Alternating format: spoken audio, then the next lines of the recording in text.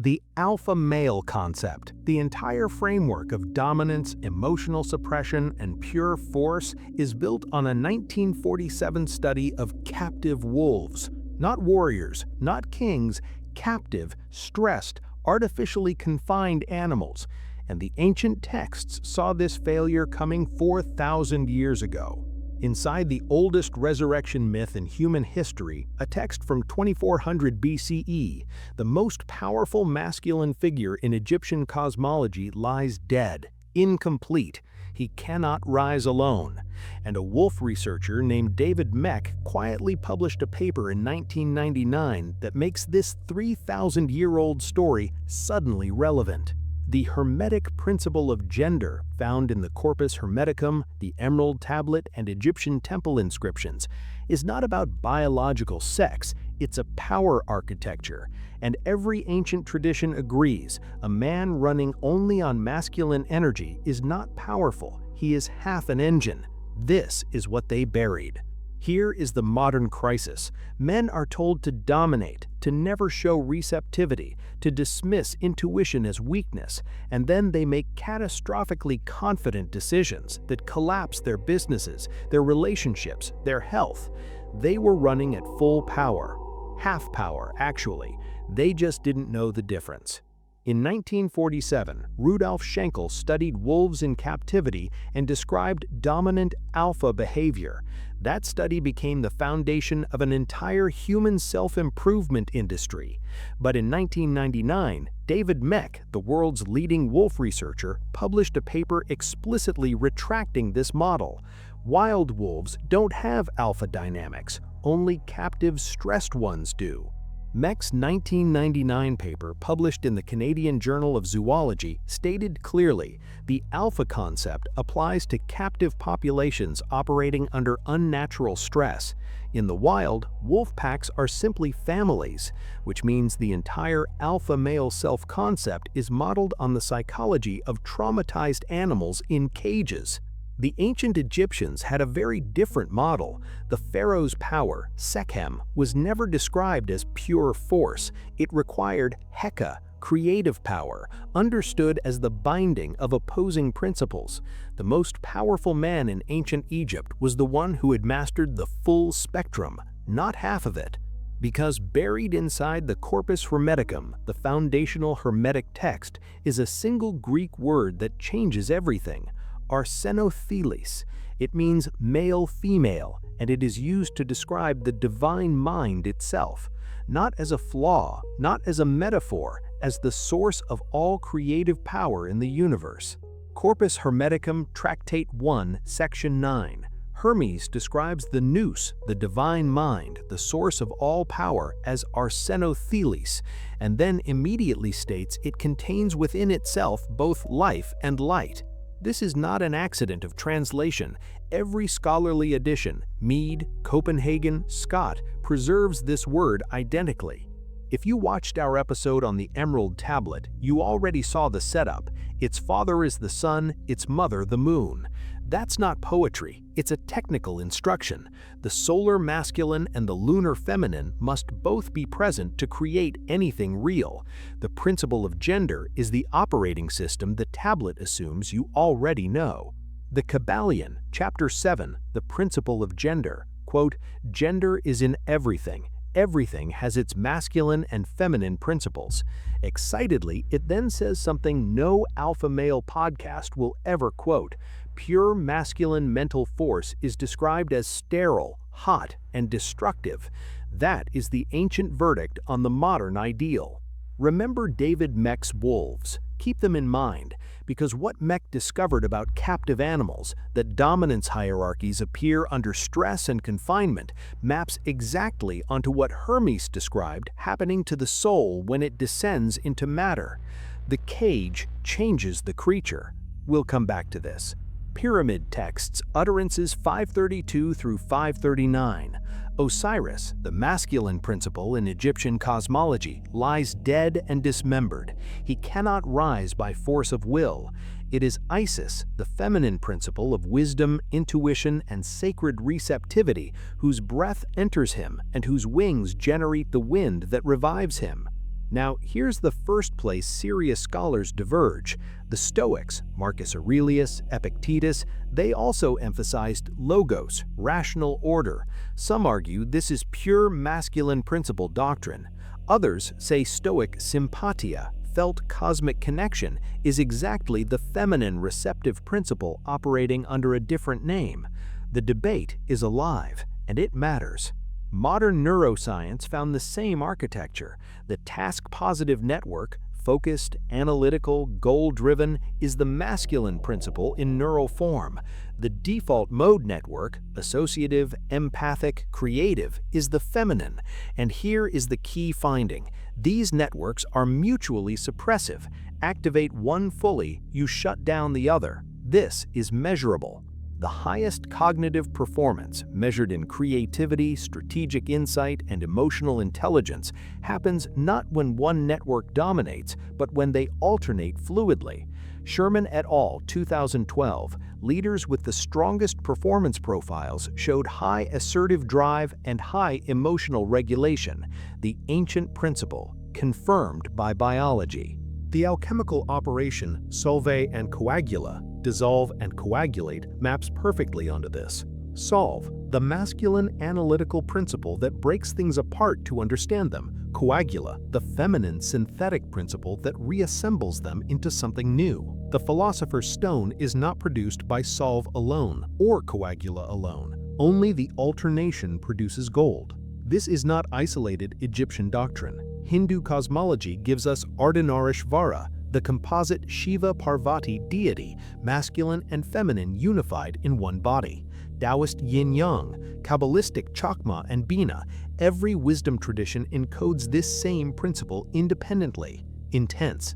That level of cross-cultural convergence is not mythology, that is pattern recognition across civilizations. So the evidence chain is airtight. Ancient Egypt, Hermetic philosophy, Hindu cosmology, Taoist tradition, and 21st century neuroscience all converge on the same conclusion. Excited, the architecture of power is not masculine dominance. It is fluent, intelligent alternation between two internal forces. We've solved it. Pause. Except we haven't. Not yet. Authoritative. So the formula seems clear. Balance masculine and feminine. Integrate logic and intuition. Alternate solve and coagula. Simple enough. Most people hear this and nod, feel briefly inspired, and return to their default dominant mode within 48 hours. Skeptical, because knowing the principle and inhabiting the principle are not even remotely the same operation. Here is the deeper problem. Most men who discover Hermetic philosophy intellectualize it immediately. They analyze it, they write it down, they discuss it, which is the masculine principle using itself to understand why it needs the feminine principle. Pause. The tool studying the limitation of the tool, the cage studying the bars. Here is the specific cost. To access the feminine principle, the receptive, intuitive, creative force the ancient texts describe, you must release the belief that emotional suppression is strength, authoritative. You must release the idea that feeling something makes you less capable. That is the belief standing between you and the full power architecture. Now, remember those wolves, because Mech's retraction doesn't just expose a bad study, it reveals something about the nature of environments.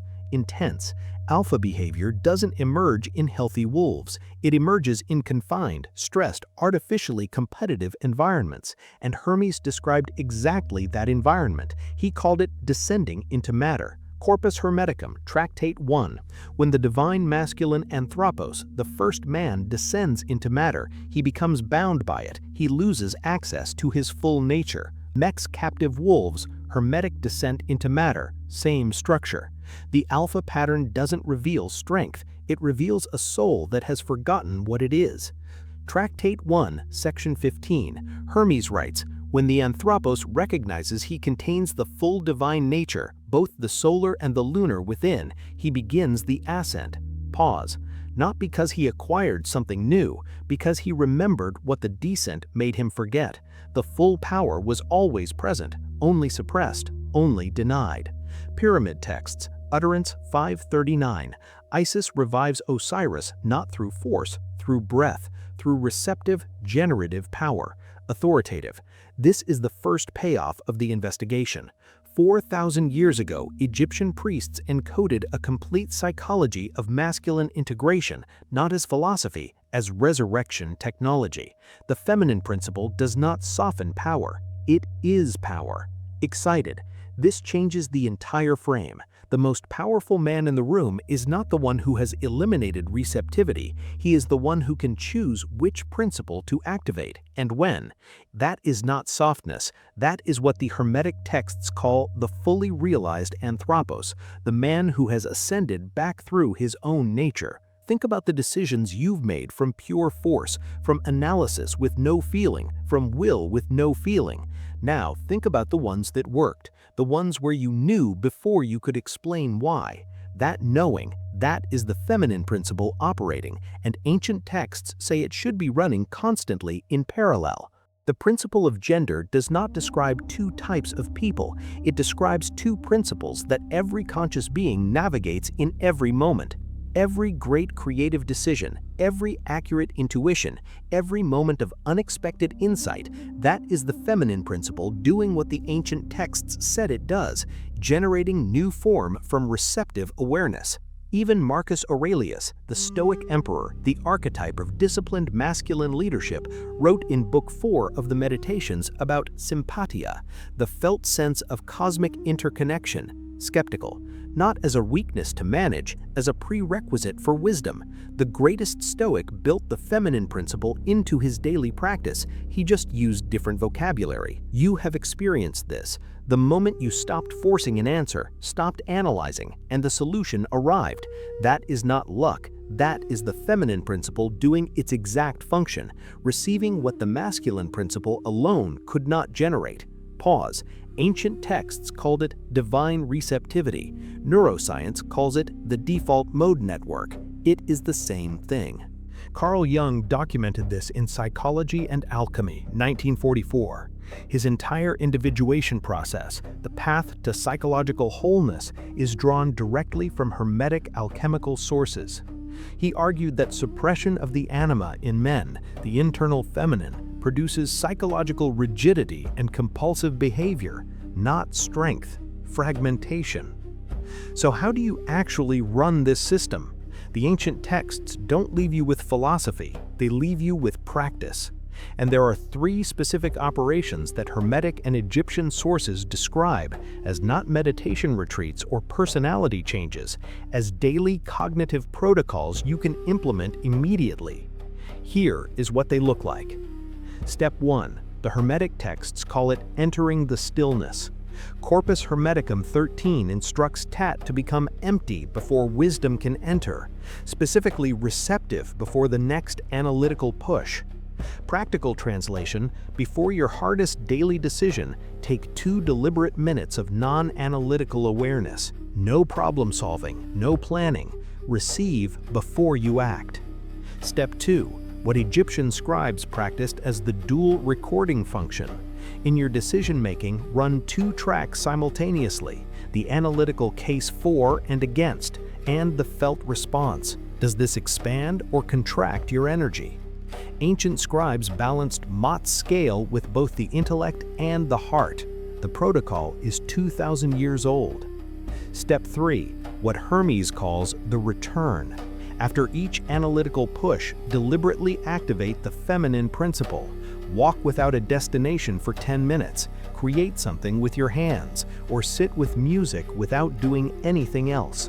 This is the second payoff. This is the solve and coagula cycle made daily. You become the philosopher's stone in operation.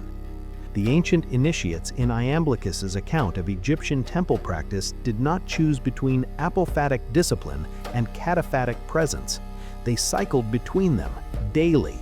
The masculine push clears the ground, the feminine reception plants the seed.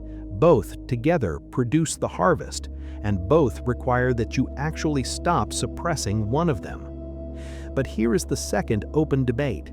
Some traditions, certain Buddhist and Taoist lineages, argue that the masculine analytical principle must ultimately be dissolved entirely in the feminine receptive, not balanced, transcended. The Hermetic texts do not agree. They say integration, not dissolution, but this question remains genuinely unresolved. Sit with it. The seeker's dilemma. Every ancient tradition describes this principle. Most modern people understand it within minutes of hearing it. And almost no one lives it consistently. Not because they lack information, but because integrating the feminine principle requires tolerating states that culture has trained men to exit immediately. Understanding and inhabiting are not the same. The caduceus, two serpents, one ascending force, one descending, neither dominant, neither absent, intertwined. This is what Hermes Trismegistus left as his signature, not a sword, not a throne, not a display of masculine force alone, a symbol of dynamic integration, and the ancient world understood immediately what it meant. The alpha male is a man who has forgotten his full nature. The ancient texts don't describe this as a personality type, they describe it as a specific stage of descent into matter. And every mystery school in recorded history, Egyptian, Hermetic, alchemical, Stoic, designed its initiatory path to reverse that descent, to make you whole again. But here is what this episode did not explore.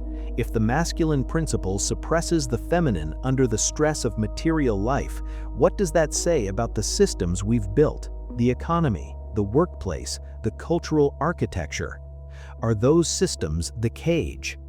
That investigation is for another time. Balancing your internal logic and intuition is powerful. It completely falls apart if you are suppressing your negative emotions to appear strong. That is not integration. That is the masculine principle devouring itself.